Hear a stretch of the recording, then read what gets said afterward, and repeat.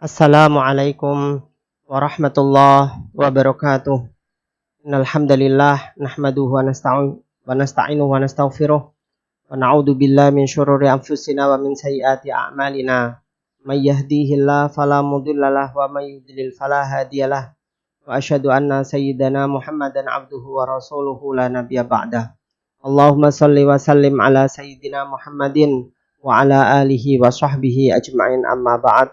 Rabbi shrah li sadri wa yassir li amri wahlul 'uqdatam min lisani yafqahu qawli, amin ya rabbal alamin.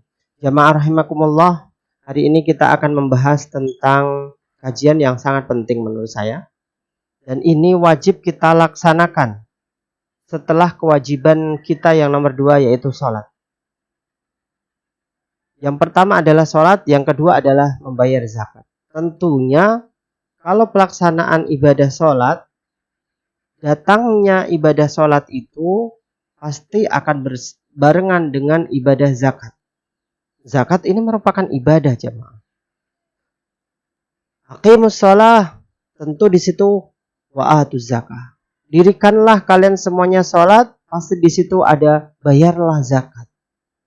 Zakat ini esensinya bagaimana dan untuk siapakah? Kemudian perbedaan yang mendasar antara zakat serta sedekah itu apa? Inilah yang menjadi esensi kita pada hari ini. Pertama yang ingin saya sampaikan, hikmah daripada sedekah ataupun zakat. Bahwa sedekah atau zakat, Allah Subhanahu wa ta'ala lewat Rasulnya mengatakan, Allahumma a'ti kulla munfiqin khalafa. Ya Allah, berikanlah ganti kepada orang-orang yang berinfak di jalanmu. Kita membayar zakat kepada mustahiq, infak sedekah untuk pembangunan masjid, musholla, langgar, pondok pesantren, panti asuhan, universitas Islam, dan lain sebagainya. Ini adalah untuk kemandirian kita sebagai seorang muslim, agar tidak ada gap antara muslim satu dengan muslim yang lainnya. Kalau memang ada gap antara muslim kaya dengan muslim yang miskin, maka disitulah akan terjadi chaos dalam suatu negara. Akan hancur. Karena yang kaya semakin kaya, yang miskin semakin miskin. Makanya esensi zakat itu, Rasul mengatakan, setiap kita meninfakkan, mensedekahkan, menzakatkan, pasti Allah akan memberikan ganti. Gantinya itu lebih dahsyat. Seperti halnya disabdakan oleh Allah Subhanahu wa ta'ala, difirmankan Allah dalam Al-Qur'annya, masalul ladina yunfiquna fi sabilillah. Perumpamaan orang-orang yang berinfak fi sabilillah, di jalan Allah Subhanahu wa ta'ala, kama salih habbatin, seperti halnya dia menanam satu biji. Kemudian fi kulli sumbulatin mi'atu habbah, dan setiap biji itu menumbuhkan sumbulah, 7 dahan, 7 ranting, dan setiap ranting itu mi'atu habbah, 100 biji, diganti dengan 700, jemaah. Makanya kalau memang orang tidak mau menzakatkan, mensedekahkan hartanya di jalan Allah Subhanahu wa ta'ala, akan hilang dengan sendirinya. Wa a'ti kulla mumsikin talafa. Ya Allah, berikanlah kehancuran bagi orang-orang yang pelit dengan zakatnya, dengan infaknya. Yang kedua, hikmah yang kedua adalah as-shadaqatu tadfa'ul bala. Kalau kita ingin terhindar dari musibah, bala, maka sedekahlah, zakatlah. Bisa jadi dengan sedekah ini kita harusnya ditulis dalam lauhil mahfudz sana, hari ini kita kecelakaan, tapi karena sedekah kita, zakat kita berikan kepada orang-orang yang tidak mampu itu, maka kita terhindar dari yang namanya musibah. Yang ketiga, bahwa wa may yabkhal fa innama yabkhalu nafsih. Firman Allah dalam Al-Qur'annya, barang siapa yang bakhil, dia sesungguhnya dia bakhil untuk dirinya sendiri. sayutawwaquna ma bakhilu bihi yaumal qiyamah, akan digantungkan apa-apa yang telah dibakhilkan di hari kiamat nanti. Dikalungkan di dalam lehernya, ditarik-tarik oleh malaikat.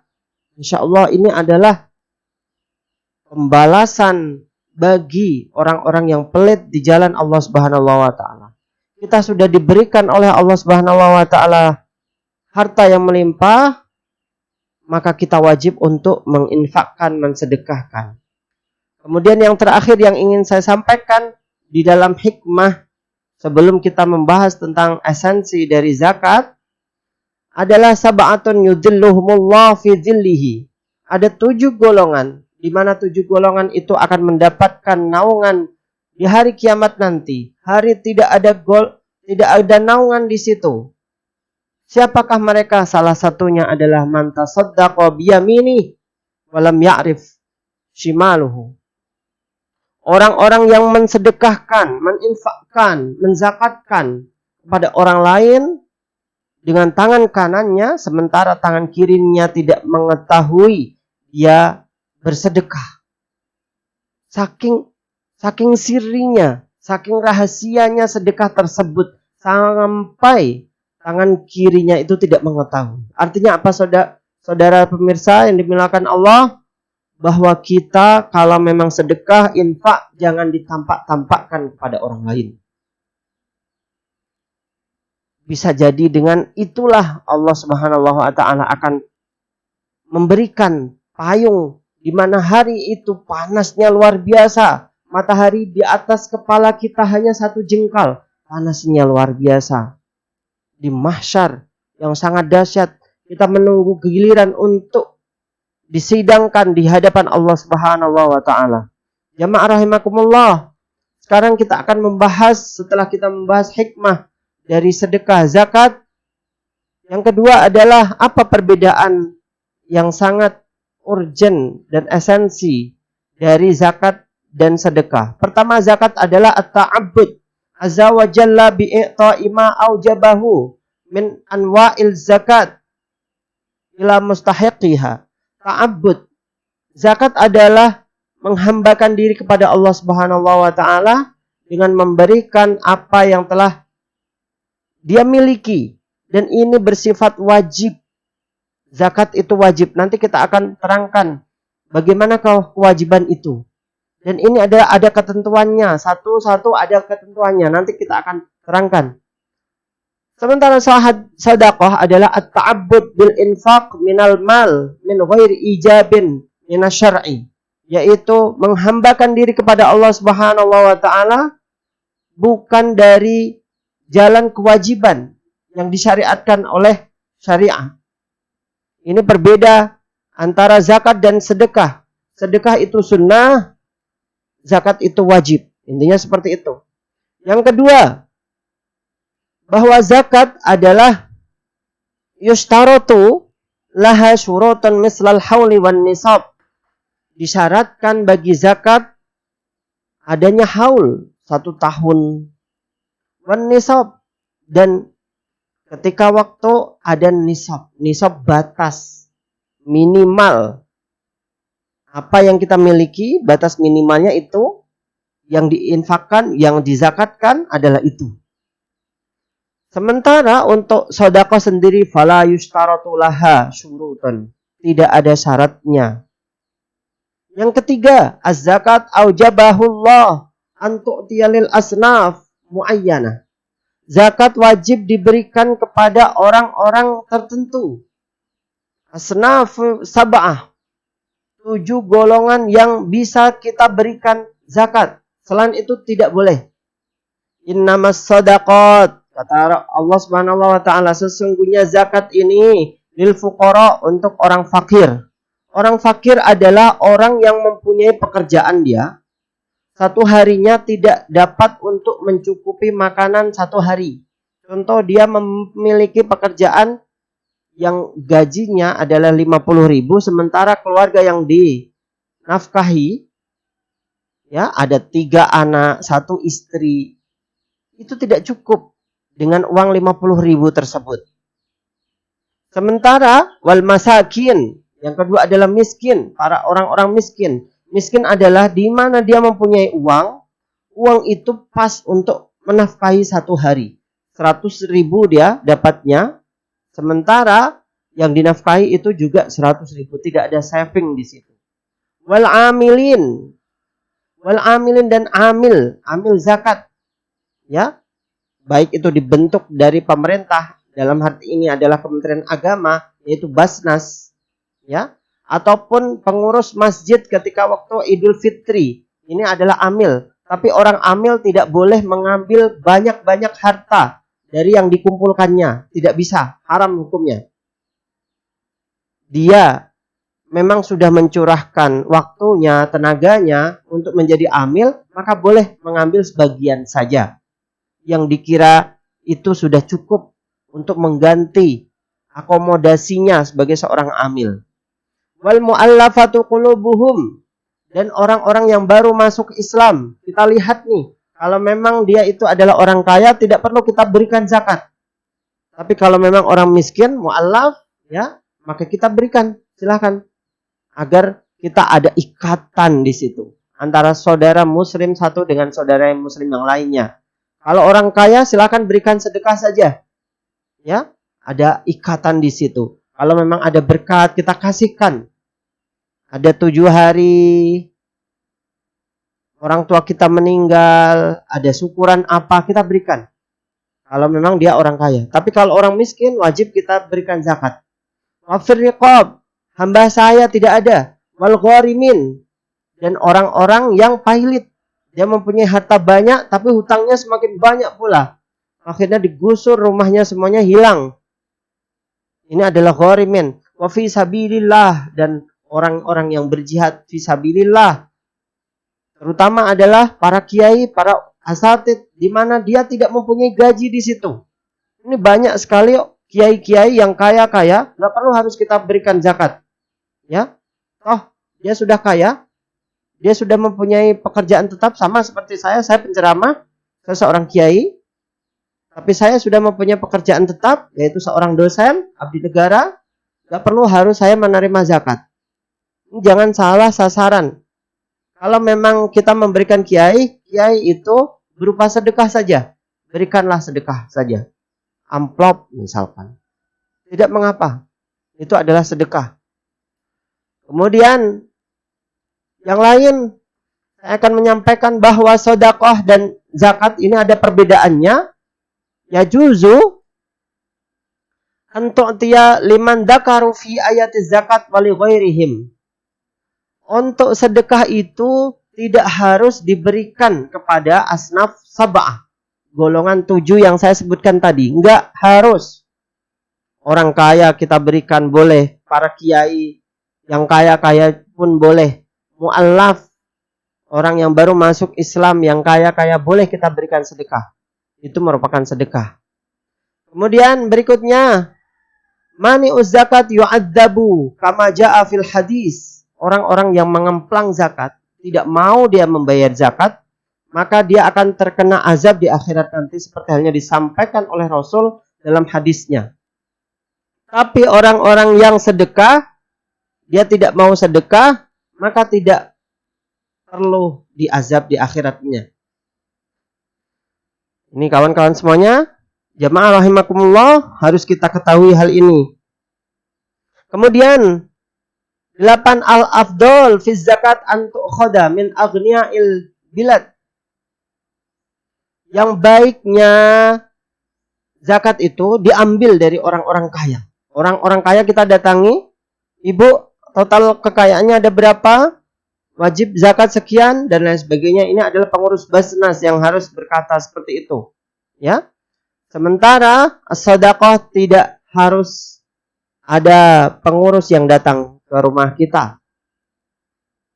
Kemudian yang terakhir, perbedaan antara zakat dan sedekah adalah la yajuzu i'ta'uha lil kafir. Untuk zakat sendiri tidak boleh diberikan kepada orang-orang yang kafir. Orang-orang non-muslim tidak bisa. Ini wajib muslim. Musyrik demikian. Orang mencekutukan agama Allah tidak bisa. Tapi kalau sedekah, ya, bersifat sunnah, kita memberikan hadiah kepada tetangga kita, bingkisan, parcel, ya, ataupun apa saja, berkat mungkin, boleh-boleh saja diberikan kepada saudara kita non-muslim, ya, atau tetangga kita non-muslim. Jamaah rahimakumullah, yang ingin saya sampaikan lagi dalam kesempatan ini, ada beberapa hal yang harus kita ketahui. Pertama, zakat ini terbagi menjadi beberapa hal. Yang pertama adalah wajib zakat fitrah. Zakat yang adanya hanya pada waktu Idul Fitri, tidak ada Idul Adha, tidak ada. Hari-hari tertentu saja. Hari tertentu yaitu zakatul fitrah. Idul Fitri, datang malam Idul Fitri kita wajib zakat. Tapi boleh untuk ditakjil. Ketika bulan Ramadan, boleh kita memberikan kepada orang lain, yaitu syaratnya 2,5 kilogram.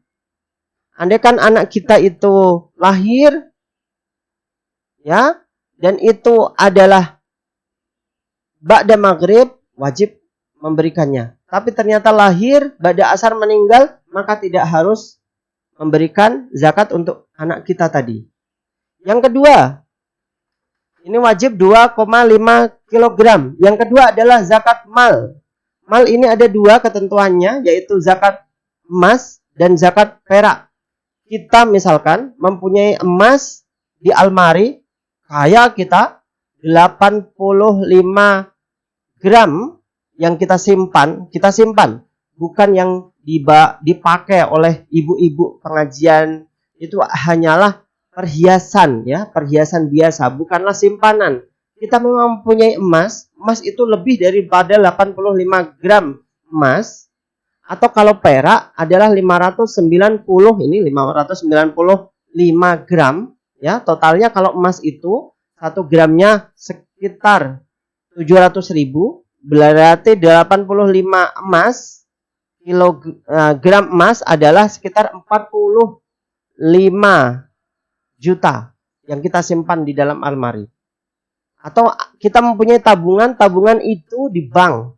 Bank itu ada sekitar 45 juta ke atas, maka wajib menunaikan zakat kalau memang itu, ya, ada dalam tabungan itu lebih banyak daripada 50 juta atau 45 juta ke atas.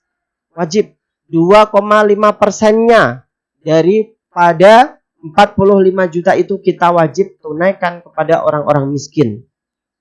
Ini jamaah yang mempunyai harta banyak di bank, ya, wajib. Kalau memang hartanya itu ada 1 tahun haul, 1 tahun sudah tersimpan di situ, maka wajib memberikan. Simpanannya misalkan sekitar 150 juta rupiah, maka wajib memberikan kepada orang lain 2,5 dari 150 juta. Sekitar berapa itu? Wallahu alam. Kita hitung-hitung saja. Kalau memang 150 juta, ya, misalkan dia mempunyai tabungan 150 juta, dikalikan 2,5 bagi 100, maka sekitar 3.750.000 yang wajib ditunaikan kepada orang lain, 150 juta. Ini jamaah rahimakumullah harus kita ketahui bersama, ya. Tidak boleh mengemplang zakat, haram hukumnya, ya.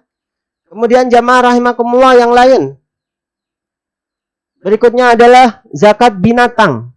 Binatang ini hanya binatang-binatang yang digembalakan saja, seperti halnya unta, kambing, sapi, ya, domba, biri-biri, ataupun kerbau. Kerbau itu kita, ya, identikkan dengan sapi, ya, sama. Kalau memang kita mempunyai gembalaan 5 unta dalam waktu 1 tahun, sudah kita rawat demikian rupa, wajib kita memberikan 1 ekor kambing zakat kepada orang lain. 30 ekor unta kita mempunyai dalam waktu setahun, kita wajib memberikan 1 sapi. Kalau 40 kambing, berarti 1 kambing. Kemudian zakat perdagangan. Cara menghitungnya bagaimana? Aset yang kita miliki. Misalkan kita mempunyai kios di pasar, misalkan kita adalah pengusaha kaya, pedagang sukses, amin. Kita mempunyai 5 aset kios, di mana satunya saja omsetnya, asetnya adalah sekitar 500 juta. 500 juta satu kios. Kira-kira seperti itu. Andai kan 5, kita total saja berarti sekitar 2,5 miliar yang kita miliki. Terus cara menghitungnya bagaimana zakat kita? 2,5 miliar itu apakah kita mempunyai hutang di bank atau kepada orang lain? Ya, saya mempunyai. Saya mempunyai hutang sekitar 500 juta. Berarti dikurangi dengan hutang. Berarti ada sekitar 2 miliar miliknya. Apakah dia mempunyai piutang kepada orang lain? Menghutangkan orang lain? Ya, saya mempunyai sekitar 200 juta. Berarti dia mempunyai aset ya yang bisa dizakatkan adalah 2 miliar 200 juta. 2 miliar 200 juta inilah dikalikan 2,5% dari aset yang ada. Misalkan ya, kita total saja misalkan 2 miliar 500 juta. Masya Allah. Luar biasa sekali. Dikali 2,5 bagi 100. Berarti ada sekitar 512 juta dari 2 miliar tersebut. Ini betul ya? Ya. 2 miliar 200 juta, 200 juta ya. 200 juta. Berarti ada sekitar 505 juta yang harus dizakatkan kepada orang lain. Semakin banyak harta kita, semakin wajib kita memberikan kepada orang lain banyak juga. Maka jadilah orang kaya karena zakatnya banyak. Nanti kalau kita menjadi orang miskin, tidak bisa berzakat, tidak bisa membangun masjid, mushola, aset kita di akhirat nanti sedikit. Jamaah rahimakumullah. Pertanian sekarang. Kalau memang kita adalah seorang petani, petani itu sekali panen lebih dari 652 kg. Kalau memang dia mengandalkan air hujan untuk pengairan sawahnya, maka kalinya adalah zakatnya adalah 10% daripada yang dituai tadi, yang dipanen. Tapi kalau memang dia itu mengandalkan air dari pengairan yang harus dia membayar, maka 5% daripada apa yang dia panen wajib dikeluarkan kepada orang miskin, orang fakir, dan lain sebagainya yang kita sebutkan tadi. Kemudian zakat profesi sekarang. Anda yang menjadi YouTuber, YouTube 1 bulannya bisa menghasilkan 5 juta sampai 10 juta. Anda yang menjadi desainer, Anda yang menjadi PNS, gaji sampai 6 sampai 10 juta per bulan.